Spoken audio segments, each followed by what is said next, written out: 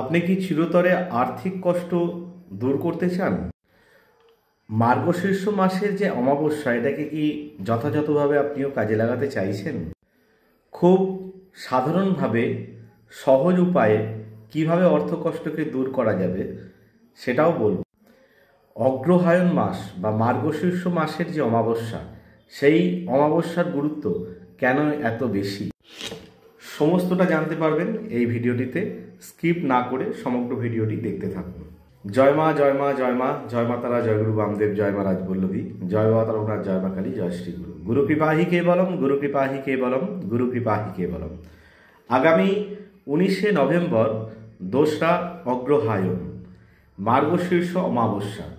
এই মার্গশীর্ষ অমাবস্যার শুভ পূর্ণ মুহূর্তে, শুভ দিনে আপনারা কি করবেন, কি করবেন না, আর কি করলে আপনাদের আর্থিক কষ্ট, অর্থনৈতিক সমস্যা চিরতরে দূরীভূত হবে, সেই উপায়, সেই পন্থা আজকে বলে দিয়ে যাব। দেখতে থাকুন সমগ্র ভিডিওটি।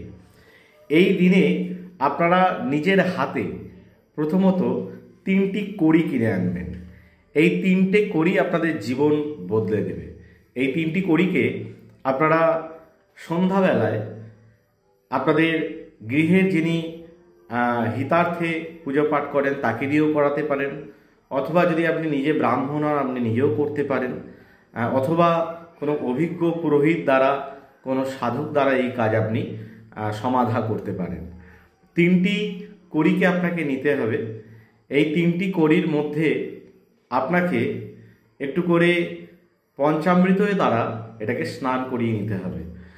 পঞ্চামৃত স্নানের যে মন্ত্র আছে, সেই যথাযথ মন্ত্র দ্বারা এই কড়ি 3টিকে প্রথমে স্নান করিয়ে নিতে হবে এবং এরপরে এই কড়িগুলোর মধ্যে যথাযথভাবে পূজা করতে হবে।